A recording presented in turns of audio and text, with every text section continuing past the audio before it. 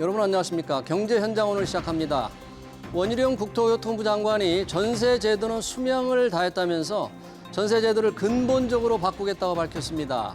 우리나라 임대차 시장의 절반을 차지하는 전세제도에 대대적인 변화가 생기는 걸까요? 전세제도는 전세 사기라는 사회적 재난을 낳기도 했지만 서민 주거 안정에 기여한 바도 큰데 전세를 없애는 것이 가능할지, 만약에 없앤다면 어떤 제도가 대체할지 여러 가지 기대와 우려가 공존하는데요. 집중 진단에서 이 내용 자세히 짚어보겠습니다. 유튜브 실시간 댓글 의견 주시면 토론에 반영합니다. 경제 현장 오늘입니다.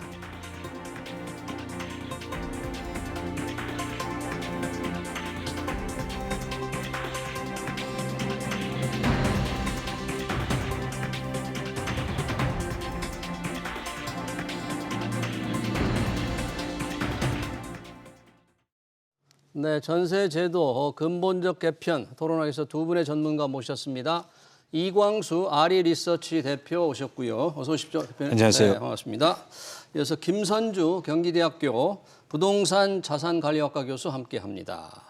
자, 이 전세제도 우리 임대차 시장의 절반이 전세로 살고 있습니다. 전세 월세 중에서 절반이나 되는데 이걸 뭐 근본적으로 바꾼다. 원희룡 국토교통부 장관이 이 얘기해서 지금 관심을 끌고 있는데, 대표님, 이 전세제도가 수명이 다했다. 그러니까 뭐 생명력이 다 끝났다 이런 말을 장관이 하셨는데 네. 이게 뭘 의미하는 겁니까, 이게?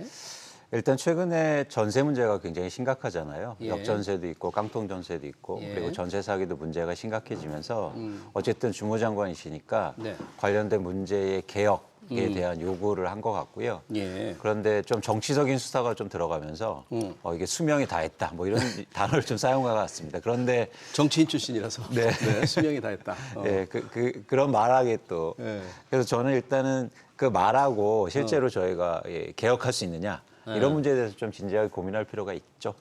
개혁에 대해서. 네. 그러니까 수명이 다했다 그러니까 수명이 다하면 이제 사라져야 되는 거잖아요. 네. 이게 완전히 제도 자체가 없어지고 그러면 전세 사는 사람들이 엄청 지금 뭐 몇백만 가구가 전세를 살고 있는데 네. 근본적 개편을 할 수 있는 무슨 보관이 있어서 이런 얘기를 한 건지 아니면 그런 계획도 없이 그냥 달랑 던져놓은 건지 그게 궁금해요. 제가 뭐 속내는 알 수 없지만 용역을 일단 줬다고 하고요. 일단 국토연구원이나 이런 데서 조사를 한다니까 그리고 네. 연구를 한다니까 좀 지켜봐야 될 것 같습니다. 그런데 저희가 계속 논의를 좀 하겠지만 예. 어쨌든 한국에서 전세제도가 수명을 다하기에는 어렵다. 예. 다 하기는 어렵다. 네. 살아 있어야 된다. 예, 없어지기는 힘들다. 없어지기는 예, 힘들다. 그런 생각 갖고 있습니다. 예, 우리 원희룡 장관과는 좀 생각을 달리하고 계시네요. 이광수 대표님. 네, 김선주 교수님, 경기대학교 부동산 자산관리학과 교수 어서 오셨습니다. 어서 오세요. 네, 반갑습니다. 네, 안녕하세요. 자, 지금 방금 이 전세제도가 수명이 다했다 원희룡 장관의 말에 대한 의미를 이광수 대표께서 말씀을 하셨는데 교수님 어떻게 보십니까? 이 권희룡 장관의 전세제도 수명이 다했다. 우리 이제 더 이상 전세제도 뭐 어떻게 확 없앨 수 있는 겁니까? 그걸 이제 어떤 뭐 정부에서 전세제도라는 걸 없앤다고 해서 없어지는 건 아니고 시장에서 수요가 네. 있다라면은 전세제도는 상존할 수밖에 없고 이렇게 말한 의미는 이제 여러 가지로 과거에는 없었던 되게 광범위한 조직적 전세 사기 문제들이 일어나고 예. 그 주택 가격의 변동성에 따라서 역전세 현상들이 지금 역전세가 일어날 가능성이 한 60% 정도가 역전세가 일어날 수 굉장히 상당히 많은 부분들이 역전세 현상이 일어날 것 같은 이런 문제들이 발생하면서 앞으로 네, 많은 그러니까 이런 것들에 대해서 예. 상당히 많은 우려와 더불어서 그렇다면 뭔가 근본적으로 이러한 전세제도에 대한 개혁 이런 게 필요하다라는 의미에서 이런 말씀을 하신 거라고 저는 예. 보겠습니다. 네. 역전세 우려, 전세 사기 피해. 그런 일이 발생하는 게 전세 제도 자체가 문제다라고 이게 같은 개념으로 봐야 됩니까? 전세 사기, 역전세, 전세 제도 자체 문제 이렇게?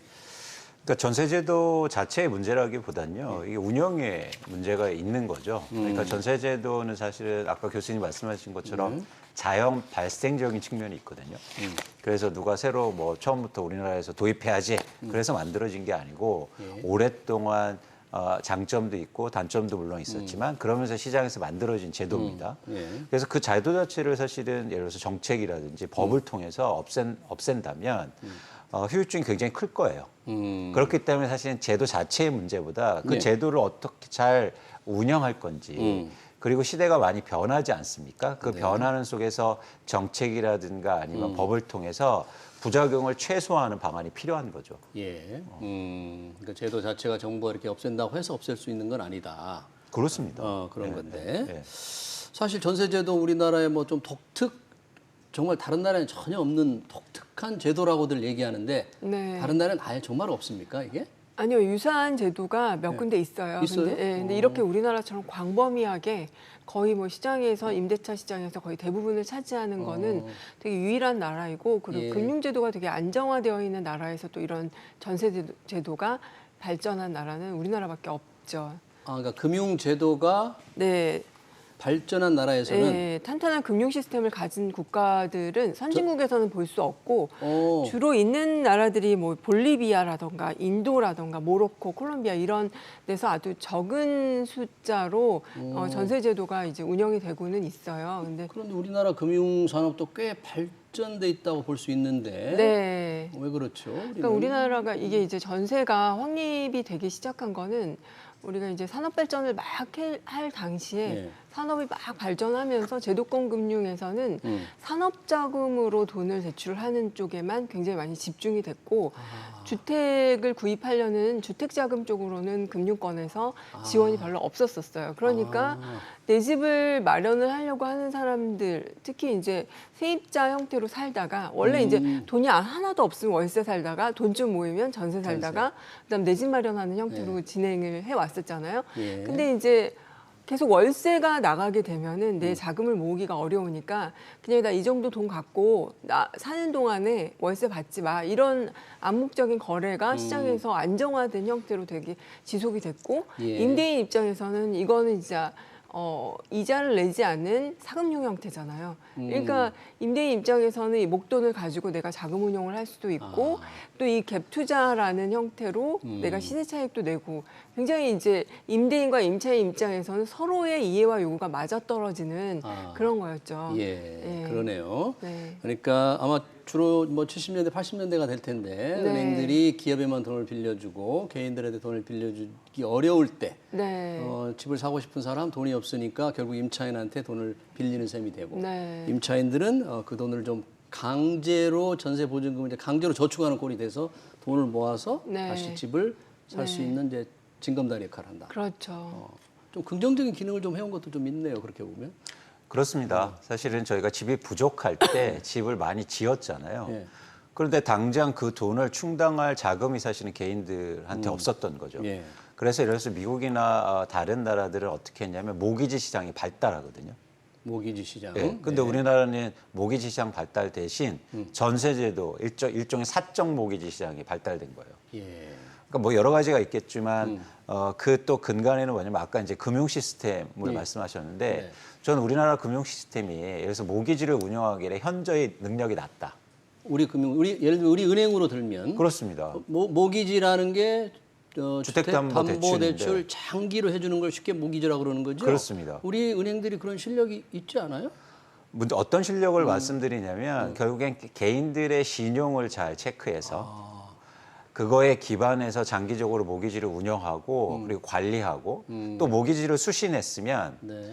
여신하는 또 그 능력도 있어야 되거든요. 운영하고 이런 능력이 전 한국의 금융 시스템이 현저히 낮다고 봐요. 아주 낮다 떨어진다. 그렇죠. 그렇기 그래요? 때문에 대부분 대출을 어떻게 해줬냐면 주택을 그냥 담보로 해줘요. 그러니까 개인의 신용을 기초로 한 대출이 아니라 주택을 담보로 한 대출이 기본이에요. 대한민국은. 네. 그러다 보니까 집값이 떨어지면 위기가 커지는 겁니다. 그러니까 개인들은 소득이 있는 한에서만 모기지 대출이 가능해야 되는데 예. 그래서 저희는 예를 들어서 소득이 하나도 없어도 부동산 투자만으로 투기만으로 삶을 영위하는 사람들이 많다는 거죠.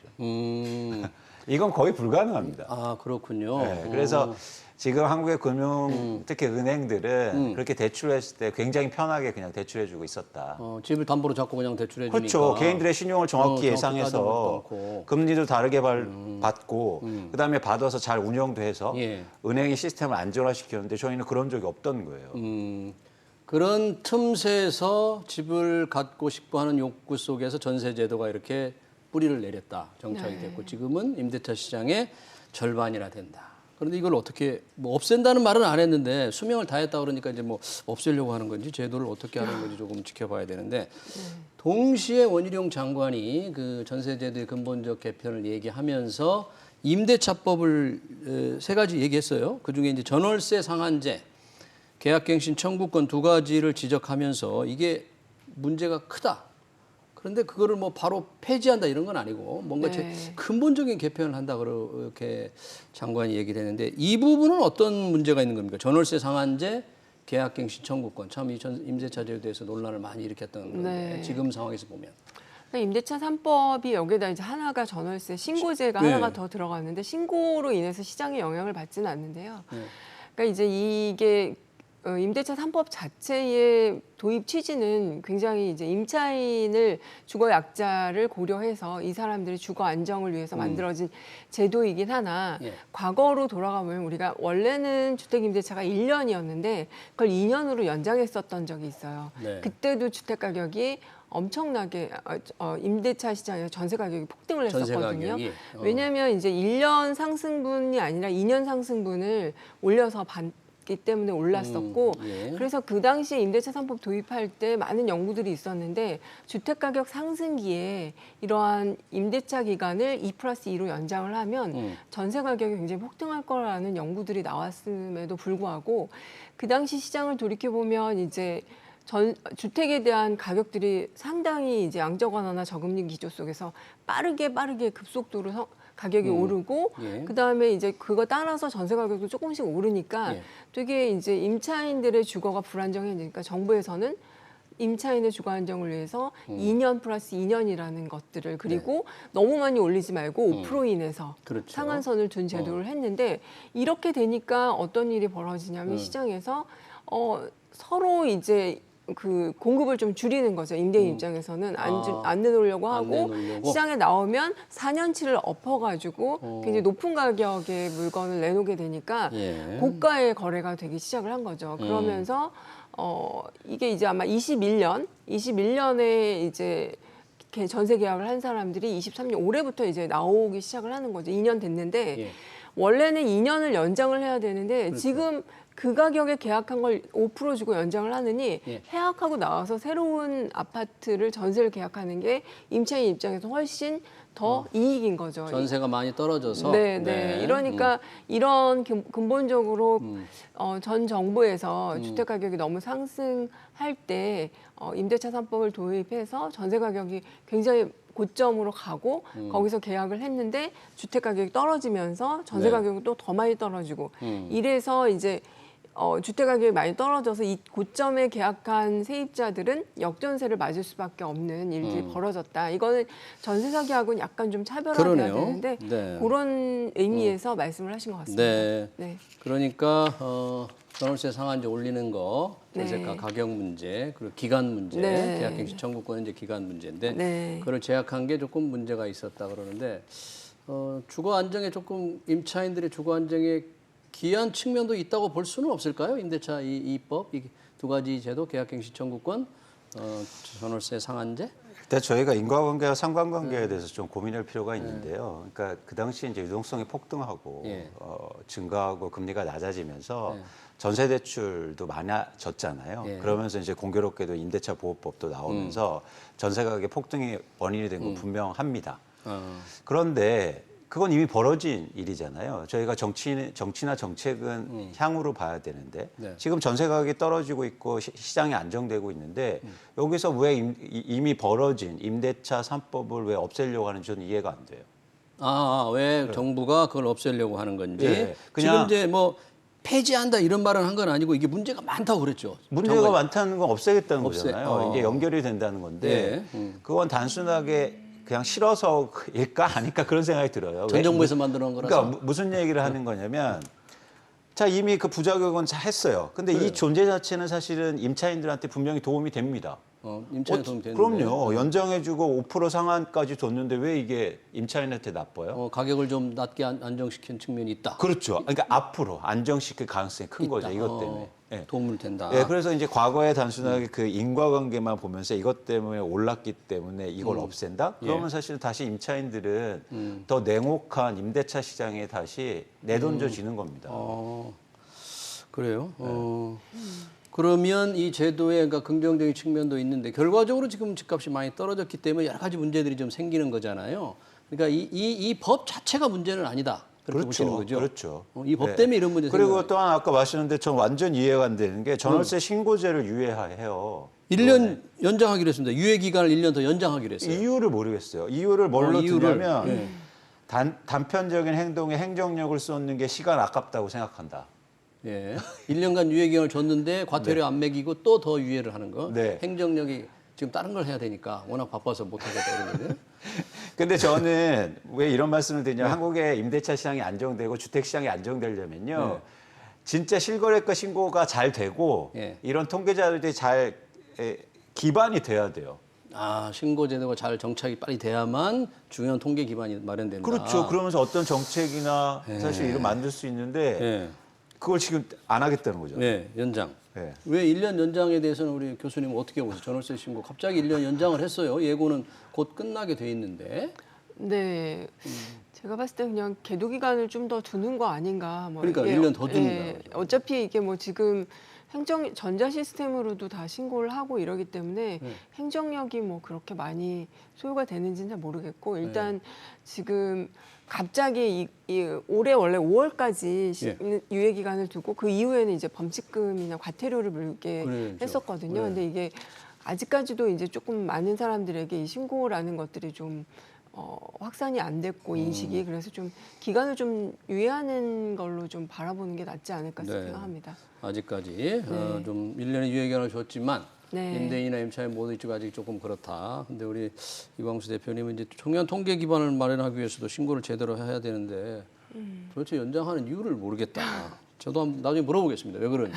정말 이해가 안 됩니다. 예. 이건 사실은 왜 거래가 실제로 되고 있는데 그거 신고만 말씀하신 것처럼 그냥 신고하고 그 등록만 하면 되거든요. 그런데 그걸 안 하겠다는 건 뭐냐면 예? 모르겠어요. 네. 임대차 3법에 대한 불신에서 나온 게 아닐까 뭐 그런 추측도 해보는데 자 지금 전세제도 자체 근본적인 개편 저희가 이제 근본적인 개편이 필요하다면 어떻게 해야 될까는 이제 조금 이따 얘기하기로 하고 그에 앞서서 문제가 되고 있는 게 뭐 전세 사기가 가장 큰 문제지만 전세 사기도 있지만 깡통 전세 역전세 이게 좀 문제잖아요.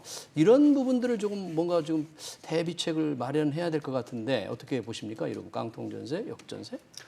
일단 두 가지 차원에서 접근해야 되는데 하나는 단기적으로 급한 불을 꺼야 되고요. 예. 두 번째는 이런 일이 없도록 장기적인 대책을 세워야겠죠. 네. 그런데 단기적인 대책은 일단 임차인들이 최근에 특히 깡통 전세나 전세 사기 때문에 굉장히 어려움을 많이 겪고 있잖아요. 네. 뭐 일부 분들은 지금 생명까지 내놓고 있는 그런 상황이니까 사실 이 급한 불을 먼저 꺼야 된다. 근데 국회에서 계속 뭐 법이 계류 중이고 통과도 안 되고 있는 상황이고 근본적으로 그 청년이라든지 많은 그 일종의 주거 취약 계층이 갖고 있는 재산 전부를 지금 날리게 생겼는데 정부가 아무 대책을 안 갖고 있다는 게 저는 좀 안타깝다는 생각이 들어요. 예. 지금 전세 사기 피해에 대해서는 법원 특별법을 내서 이제 국회에서 논의가 되고 있는데 네. 앞으로 나올 깡통 전세, 역전세 이게 아까 얼마나 앞으로 심각해질 것 같다고 교수님 생각하시는 거죠? 지금 이제 국토연구원에서 연구가 나왔는데요. 네. 주택 가격이 이제 그 계약 당시부터 20% 하락했을 때 2014년에 보증금을 반환해주지 못하는 비율이 40% 정도 된다고 그래요. 집값이 20% 하락했을 가격이 때. 20% 떨어지면 전세 보증금을 반환하지 못하는 비율이 40%. 근데 이제 30% 떨어질 수도 있거든요. 그러면 예. 이제 그 비율은 더 늘어나게 되는 거죠. 근데 되게 재밌는 거는 계약갱신 청구권을 써서 2년을 더 연장하게 되면 이 미반환하지 못할 확률은 1%대로 낮아지는 거죠. 그러니까 원래 취지는 2년 플러스 2년을 살라고 했는데 네. 사람들이 지금 24년 상반기가 지금 그 역전세가 지금 최고치에 달할 연도가 되거든요. 24년 내년 상반기가 역전세가 네. 가장 심각할 네. 것으로 우려되는 거예요? 예, 왜냐하면 가장 고점이 22년 초였기 때문에 2년이 도래하는 시점이 24년 상반기거든요. 그렇게 됐을 때 만약에 원래 이제 입법 취지대로 임대차 사법 취지대로 2년을 더 연장해서 살면 역전세 문제는 1% 정도밖에 발생할 확률이 없는데 2년 연장이 되니까. 네. 예. 근데 이제 집값이 떨어지니까 아까도 말씀드렸듯이 사람들이 내가 여기 이 가격을 5% 인상해주고 살면 손해를 보는 거잖아요. 예. 그러니까 임대인에게 임차권 등기 명령 내리고 나는 나갈 거다.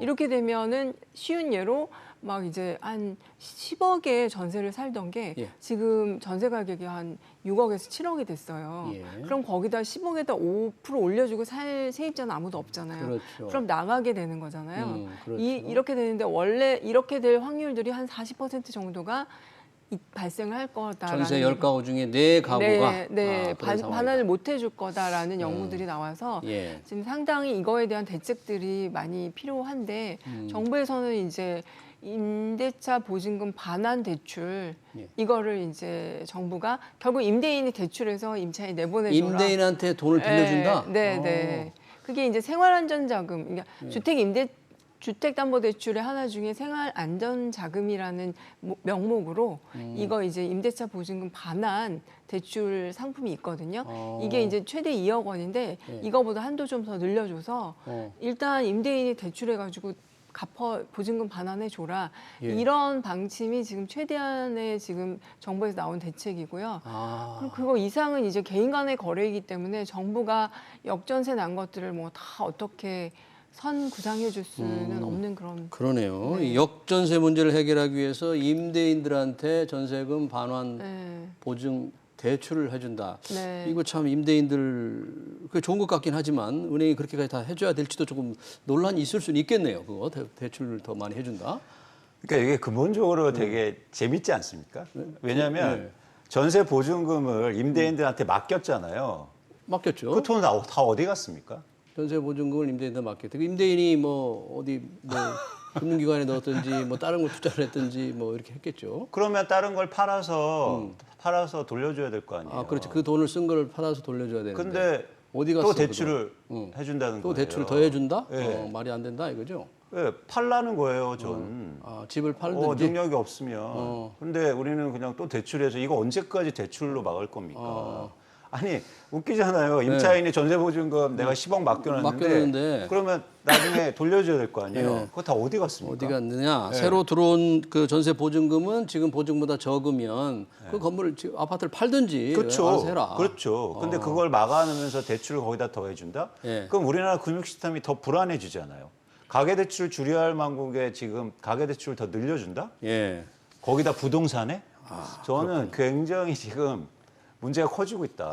전세 보증금 반환 대출에 대해서 상당히 두 분의 생각이 조금 다르고 문제가 커질 수 있다는 건데 사실 오늘의 이 주제는 우리가 전세 제도의 근본적인 개선을 할 수 있느냐 수명이 다 했다 그러니까 그럼 두 분이 생각하는 어떤 제도적 보완을 한다면 이 여러 가지 문제를 그나마 좀 개선할 수 있거나 아니면 무슨 획기적인 개선 대책이 있으면 또 제시해 주시고 어떤 걸 바꿔야 됩니까 제도를?